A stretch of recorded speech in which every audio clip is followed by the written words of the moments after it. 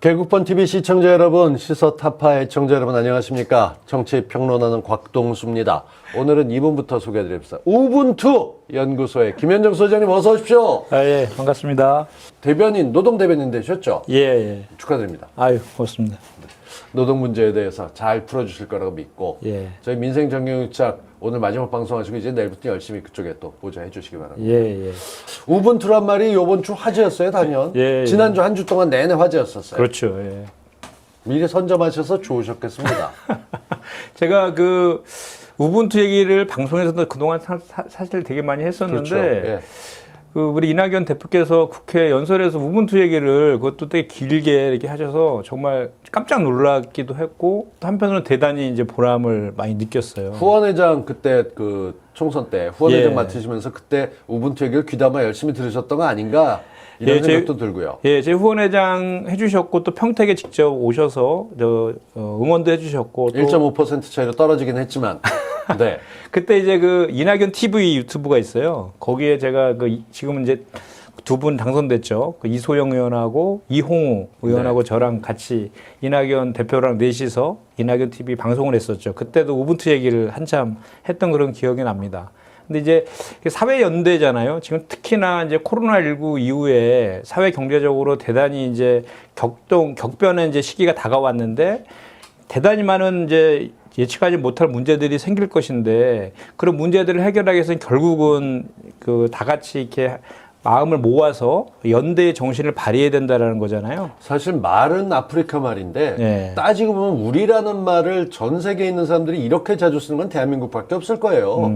우리는 뭐 심지어 우리 남편, 우리 집사람 이렇게도 쓰잖아요. 네. 아니 그래도 더 좋은 것은 이낙연 대표가 이렇게 국회에서 연설했을 때 또 주호영 대표가 또 화답도 하고 그래서 네. 야 이제 드디어 민생과 그 서민들을 위한 그런 상생의 정치, 협치의 정치를 하겠구나라는 기대도 잠깐 들었었는데 또 그 다음날 국회의장 주재로 양당 대표가 모여서 또 4개의 법안에 대해서 이렇게 기본적으로 하겠다라는 그런 합의도 도출해내서 이제 뭔가 좀 이제 이번에 4차 추경 문제도 잘 풀리겠구나 이런 기대가 있었는데 갑자기 그게 또 제대로 되지 않고 솔직하게 대답하십시오. 두 분 다 yes, no 하세요. 네. 4차 추경이 잘 풀릴 거라고 생각했었다. yes or no. 하나, 둘, 셋.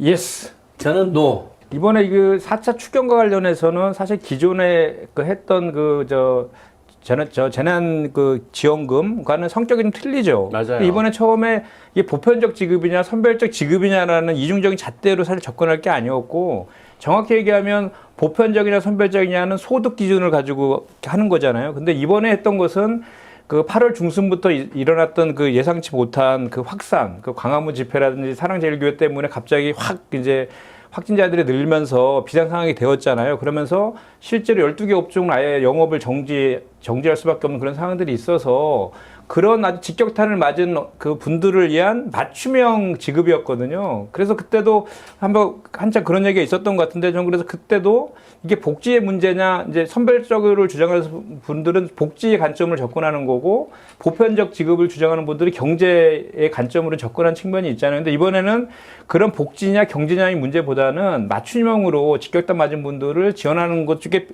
핀셋으로 가는 그런 취지였다라는 것만 제대로 처음에 전달되었으면 그 논쟁들이 좀 없었을 거라는 생각이 좀 드는데 그러니까 이게 아쉬운 점이 민주당이나 있고. 정부가 잘못했던 거 정리를 하자면 네. 이런 식이죠. 네. 그러니까 뭐든 주는데 이 진보 진영에서는 돈을 누가 나눠주겠다 그러면 깃발 잡으려는 사람들이 많아요. 이건 네. 이렇게 주자, 저건 저렇게 주자. 근데 지금 소장님 말씀하셨던 대로 왜 우리가 기본소득 얘기할 때도 기본소득을 전 국민에게 주게 되면 누군가 특정 계층을 도와주던 돈이 줄어들 거니까 주지 말자 하시는 분들도 꽤 많습니다. 이게 추가적으로 좀 말씀드리면 그래서 이번엔 맞춤형이잖아요. 그러면 맞아요. 예를 들어 추석 이후에 또 경제가 또 대단히 소비가 좀 필요하고 경제가 안 좋아지면 다시 보편적인 방법으로 경제를 살리는 방식의 선택도 또 할 수 있는 거거든요. 그럼요. 그래서 그런 관점으로 접근했으면 좋겠고 좀 전에 우리 안진건 소장이 통신비 2만 원 얘기했잖아요. 그거를 미래통합당이 마치 그 4차 추경에 대단히 협조적인 것처럼 할 것처럼 하면서 그 2만 원 통신비 갖고 이제 다시 또 딴지 걸려오는 게 딱 예상이 되잖아요. 그러면서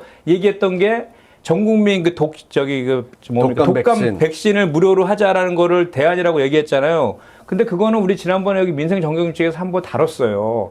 3차 추경 때 그 반영했죠. 반영을 했는데 그 저기 우리 지금 그 1,600만 명에 대해서 한 2천억 정도의 예산을 반영했었어요. 근데 제가 확인해 보니까 지금 백신이 그 조달 가능한 백신이 3천만 분 정도밖에 안 전국민에 된대요. 해당이 안 돼요. 그리고 또 외국에서 수입을 하려고 해도 지금 외국에서도 같이 이렇게 인플루엔자 그 저기 하는 시기에 맞물려 갖고 수입하는 것도 불가능하답니다. 그렇다 그러면 지난번에 1,600만 분 썼잖아요. 그러면 한 1,000만 명 정도는 여지가 있을지 몰라도 전 국민한테 하는 거는 불가능하다는 거죠. 예. 새로 생산하는데도 6개월이 걸리고. 그럼요. 그렇다라고 하면 예를 들어서 남아있는 한 1,000만 명분 정도를 얘기한다라면 한 1,000억 정도면 되는 예산이거든요. 그런 거를 대안으로 얘기한다라고 하면 이번에 추경 심사할 때 그걸 반영하라라고 주장하면 되는 것인데 마치 맞습니다. 그 9천억 안 쓸 거를 갖다 여기다 쓰라라는 논리는 앞뒤가 안 맞는 그리고 거예요. 사실은 아까 안중근 소장이 얘기한 것처럼 이게 통신비 2만 원, 그럼 왜 저거는 선별적으로 했는데 통신비만 또 보편적으로 다 주냐? 이런 논리에 또 그 14일이면 그걸 근거로 해서 또 얘기하는 측면이 있잖아요. 또 어떻게 보면 그 선별적으로 하는 것들 사실은 비대면 사회가 더 강화될 것이기 때문에 통신에 대한 수요가 더 많아질 것이다라는 거를 이유로 해서 통신비 2만 원, 예. 또 4인 가족이면 8만 원이거든요. 그렇게 한 것인데 그거를 마침 왜 서로 앞뒤가 안 맞게 하느냐라는 식으로 갖다 붙이면서 독감 백신까지 나가니까 그런 게 시비죠. 예, 그런 게 이제 아까 대안은 이미 안중근 소장께서 잘 얘기하신 것 같아요. 보편전이냐 선별전이냐 놓고 했는데 지금 정확한 명칭은 어떻게 되는 거죠? 그리고 지금 그 정부에서 그 발표한 그 자료인데요. 맞춤형 긴급 그러니까 재난지원 패키지 이렇게 되어 이게 있잖아요. 선별과 보편이라고 네. 하게 되면 선별은 뭔가 일부러 뽑은 것 같은데 지금 같은 경우는 맞춤형으로 네. 꼭 필요한 쪽. 그러니까 정말 갈증에 쓰러질 사람에게 물 주겠다 이런 거 아닙니까? 예, 그래서 지금 사실은 제일 중요한 것은 지금 우리가 지금 약간의 저 재난지원 그 내용과 관련해서 이런저런 이제 문제 제기하는 것들에서 얘기하고 지적하고 있지만 지금 2차 긴급 재난지원에서 가장 핵심은 빨리 주는 거예요. 그럼요. 그래서 빨리 추석 전에 직격탄 맞은 분들, 그래서 제목도 긴급 재난지원금 이렇게 되어 있잖아요. 맞춤형 긴급 재난지원금이라고 하는 건데 이게 그 9월 18일 이번 주 목요일까지 이게 좀 여야가 합의가 돼야지 추석 전에 지급할 수 있거든요. 매출이 감소된 거에 50%를 임대료 깎아주게 한다. 그것도 나머지 50%도 24개월에서 유예해주는 납부 유예를 그렇지, 해주는 이제. 이런 식으로까지 포함되어 있죠. 호주는 이제 왜냐면 예. 나머지 절반도 부담되면 유예하게 계약해지를 못하게 하고 기사에도 났었죠. 예. 일단 협치를 해야 된다 그러고 4차 추경안에 대해서 돌아가는 분위기를 보면 잘 될 것 같지 않습니다. 오늘도 사실상 민생 정책에 관련돼서 대정부 질문이 나와야 되는데 오늘 키워드 다들 아시죠? 추미애 장관의 키워드였습니다. 이거 이렇게 돌아가는 거 맞아요? 왜 이러는 걸까요? 국토위 상임위에서는 김현미 장관한테 그 질문하는데 그 추미애 장관이 그동안 발언했던 걸 쭉 놓고 그거에 대해서 저 김현미 장관한테 어떻게 의견을 생각하냐고. 묻더라고요. 그러니까 제가 보면서 그러니까 이게 이게 지금 이런 장관이 천극이 부동산 없어요. 정책에 대해서 그러니까. 정치인으로서 의견 낸 거 그럴 수 있는 건데 그걸 그렇게 시비를 걸더군요. 모든 게 기승전 추미애 장관이에요 지금. 한 가지만 딱 얘기하고 싶어요. 워낙 팩트들에 대해서는 다 확인이 되고 있기 때문에 그 당시에 추미애 장관이 여당의 대표가 아니잖아요. 야당의 대표였죠. 박근혜 정부 국방부였죠. 박근혜 정부의 국방부였죠. 가장 탄압받을 때였고 그때 한참 막 군 계엄령 선포안에 만에 막 이렇게 말들이 나왔을 때 그거를 결사적으로 저지하고 있는 그런 야당의 대표였어요.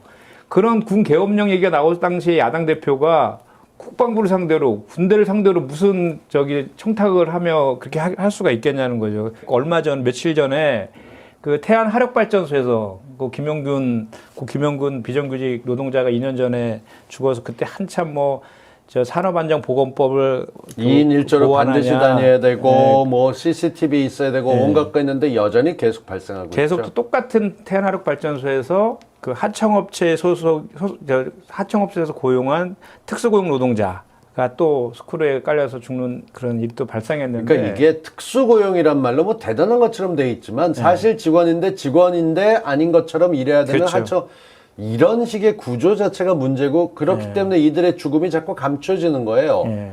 참 안타깝죠. 택배 노동자가 이제 코로나 사태가 이렇게 확산되면서 이제 그 택배 업계들은 엄청나게 지금 돈을 벌고 있는 그런 상황인데 정작 그 안에서 그 대기업에 쫓기를 입고 일하는 소위 말하는 모양은 대기업 소속인 것처럼 돼 있지만 사실은 특수고용 노동자인 택배 노동자들은 정말로 과도한 업무에 시달려서 그 자살하는 저기 사망하는 예. 건수가 계속 늘어나고 있거든요. 이렇게 봤더니 그 이유가 봤더니 저 택배 노동자들이 배달만 하는 것이 아니라 배달하기 전에 이제 그 배달할 것들을 이렇게 분류 작업을 하잖아요. 그 분류하는 게 6시간부터 10시간까지. 많이 걸리면 7, 8시간, 10시간까지도 10시간까지 분류를 요즘 하는 같은 때는 네. 10시간도 걸려도 충분히 산더미 해요. 같이 엄청나게 그 터미널 오잖아요. 예. 그걸 자기 구역으로 갖고 가야 되니까 그 터미널, 산더미 같은 데서 자기 구역 거로 갖고 와갖고 자기 차에 또 실어야 되는 거예요. 딱 봐도 시간 엄청 오래 걸리는 걸리겠죠. 일이죠, 당연히. 피곤하고 근데 그걸 급여를 안 준다는 거잖아요. 수백 개를 그렇게 예. 시키면서 그러니까 그렇게 하면 안 되게끔 하면 되는 거 근데 아닌가? 배달하는 것만 급여를 주고 그 분류하는 작업은 그 무노동으로 한다는 거잖아요. 그래서 워낙 그게 과중하니까 자기 돈 들여가지고 누굴 고용해가지고 그 분류 작업을 시키는 이런 일까지 지금 벌어지고 있다는 거잖아요. 그러니까 그 얼마 안 되는 돈을 진짜 빼먹으려고 하는 택배 회사들. 택배 회사도 사실은 회사들이 합쳐지면서 규모가 커지고 대기업 중심으로 그럼요. 들어갔습니다. 그들은 대기업에만 들어가면 효율이란 핑계로 상식적이지 않은 일들을 강요하기도 합니다. 이거 그러니까 이번에 당선돼서 들어가서 정책을 만들었어야 되는데 안 되니까 우리가 지금 이 고생하고 있는 거잖아요. 지금 중요한 게 사실 이런 것들, 이 택배 노동자 이런 그 과로사 문제라든지 또는 그 중대재해기업처벌법 이렇게 이런 또는 그 요즘 또 구글 인앱 30% 그거 때는 그거 때문에 예. 또 한참 또 이제 이슈잖아요. 구글이 인앱 강제하고 예. 수수료 30% 통해서 30% 예. 받겠다고 하니까 또 배달업체들 배달앱 네. 통해 갖고 하는 그것도 수수료 과도한 거 이런 것들을 다 바로잡아주는 이게 사실은 어떻게 보면 긴급 재난 지원금보다 훨씬 더 근본적인 우리 그 같이 사는 세상을 만드는 아주 우분투와 같은 거잖아요. 그런 거에 여야가 좀 같이 했으면 좋겠는데 이런 거에는 진짜 뒷전이고 계속 걔들은 머릿속에 기승전 추미애 장관이에요. 추미애 장관은 통신비만 스토킹하고 앞으로 괴롭히고. 3일을 더 봐야 돼, 그 꼴을. 다른 건 몰라도 하나 확실합니다. 아까 말씀하셨던 그 공장에서 사망했던 정책으로 막을 수 있는 거였고 택배 노동자 같은 경우는 누가 봐도 말도 안 되는 노동 강도에 사망까지 이르게 된다면 이건 막아줘야 되는데 이런 쪽에 대해서 관심 갖고 있는 사람들이 있습니다. 다 같이 잘 먹고 잘 살자고 하는 겁니다. 근데 이게 목숨을 걸고 일을 해서는 안 되잖아요. 그러니까 그게 아주 기본적인 건데 1년에 2,400명씩 산재로 사망한다는 통계로 다 나타나 있고 2년 전에 이미 김용근법 해가지고 그렇게 막 했던 그런 것들인데 계속 똑같은 일이 반복되고 있잖아요. 이번에 중대재해기업처벌법은 반드시 이번에 관철돼야 되고요. 또 사회 안전망 우리가 이제 디지털 뉴딜, 그린 뉴딜에서 이렇게 성장과 관련된 그 코로나와 관련된 상황에서의 성장도 중요하지만 사회 안전망 강화도 대단히 중요하잖아요. 그래서 전국민 고용보험도 빠른 시일 내에 입법화해서 실시를 해야 됩니다. 예. 아, 이렇게 노동 대변인 나오시니까 시원시원하니 좋습니다. 오늘 근데 그- 노동 대변인 역할이 이제 이런 노동자들과 일하는 국민들을 대변하겠다는 거죠, 민주당에서. 그렇죠. 그런 노동자와 서민 민중들을 위해서 이렇게 하는 것들을 그런 것들을 대변하는 역할이죠. 오늘 3시에 이제 한국노총 그 이낙연 대표랑 같이 모시고 방문했었는데 그 민주당의 노동존중 실천단이라는 게 있어요. 오. 지난번에 만들어졌는데 그 더불어민주당의 6분의 그 의원들이 거기 이제 야. 분야별로 쭉 들어와 있거든요. 을지로위원회처럼. 그래서 그 어떤 파트에서 문제가 생기면 그 담당 책임 의원이 이제 그 문제를 해결해 주는 그런 시스템인데 9월 중에 아마도 한국노총하고 더불어민주당, 한국노총과의 고위 이제 당정 고위 협의회가 지금 예정되어 있는데 거기서 구체적으로 어떻게 할 것인가도 같이 논의하게끔 그렇게 되어 있습니다. 장관 몰라도 민주당 분위기가 이번 주에 좀 달라진 것 같은데 그 얘기도 좀 해주시죠. 이제 한동안 협치 강조하면서 수세만 하고 있다가 맞습니다. 조금 바뀌었죠. 예, 그 분위기가 사실 지금까지는 이제 이낙연 대표 이렇게 체제로 바뀌면서 이제 한 이낙연 두 주 대표 지나니까. 스스로도 이제 우분투 네. 언급도 하시면서 그 협치의 정치, 소통의 정치 이런 거를 많이 강조한 것도 사실이잖아요. 그리고 뭐 윤영찬 의원의 그런 뭐 이런 것들에 대해서 지적도 비판받을 걸 알면서도 지적도 스스로 먼저 하시기도 했고, 근데 그럼에도 불구하고 계속해서 당장 지금 시급한 민생 현안이라든지 이런 것들이 산적해 있고 그 긴급재난지원금도 빨리 통과가 돼서 지급해야 되는데 국민의힘당에서는 계속해서 그런 거 말고 정치공세로 추미애 장관이라든지 계속 그런 걸로만 정쟁화를 삼으려고 계속 하니까 그전에는 이제 그런 걸 합리적으로 설명하면 되겠거니 이렇게 했는데 그게 안 되니까 이제는 그 우리 저 당대표께서 말씀하신 것처럼 팩트에 기반해서 저 당당하게 이렇게 대응하겠다라는 이제 그런 말씀 이후에 당에서도 이제는 자꾸 이렇게 정쟁화 시키는 거에 대해서는 그 강도 높게 네. 대응해야 된다라는 기조가 지금 생긴 것 같습니다. 국민의힘당 그 로고 이렇게 발표한 거 보셨어요? 못 봤어요. 못 봤어요? 아, 네, 국민의암으로 만들었나요? 아니 그 삼색으로 만들었는데 빨간색, 노란색, 파란색. 요 더불어민주당 파란색, 정의당 노란색, 빨간색 다 이렇게 합쳐버렸어요 세 개를. 네. 프랑스 그 깃발을 비슷하게. 이게 도대체 뭐냐? 그래서 아직 최종 확정은 남아 있는데 그렇게 지금 그냥 올라가 있어요. 통과되죠 거기는. 네. 뭐 당에서부터 정말 말도 안 되는 저런 거 보면서 국민의 힘이 아니라 국민의 짜증을 유발시켜 저기 화면에 나가고 있는데요. 아, 저거요? 진짜로? 저건데 그 이번에 그래서 이거 야. 관련해서 당에서 논평까지 나왔습니다. 시즌 1은 오늘로 마무리합니다. 예.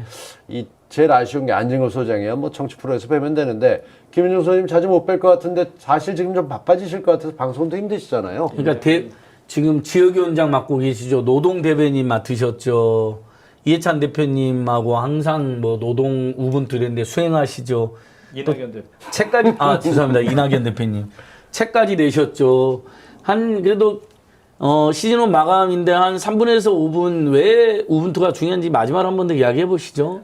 하여튼 그 제가 7번 출연했던 것 같고요. 그 어떤 저 특정 저 프로그램에 이렇게 고정으로 이렇게 7번 나온 건 처음이었던 것 같고. 처음입니다. 방송 데뷔작이에요. 정말 아주 좋은 경험을 한 것 같아요. 경험을 한 것 같고 다만 이제 그 너무 센 고리 우리 드문 사람. 안진걸 소장이랑 이게 하다 보니까 이 발언 총량제 이런 것들이 전혀 지켜지지 않은 거는 약간 저도 보장을 못해요.